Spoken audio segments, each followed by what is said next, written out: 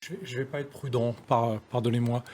On connaît parfaitement l'origine de ce tir. Ah oui, vous êtes formel. Oui, c'est la guerre. Oui. C'est-à-dire que quand on est dans une situation comme ça, au fond, ça n'a pas tellement d'importance de savoir si c'est un missile Badr qui a été livré par les Iraniens au djihad islamique et qui se serait, c'est la thèse des Israéliens, détruit en vol et dont la partie explosive serait tombée sur l'hôpital.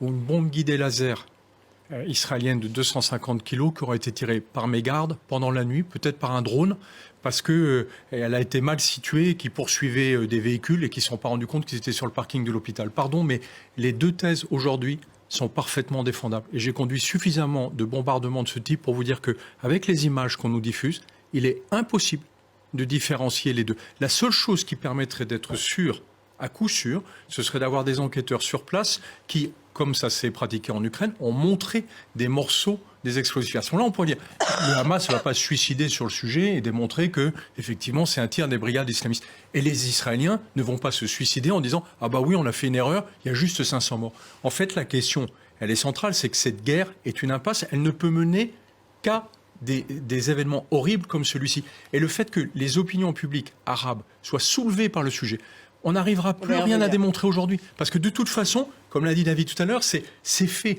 Les gens sont soulevés par la destruction qu'engendre cette guerre contre les Palestiniens.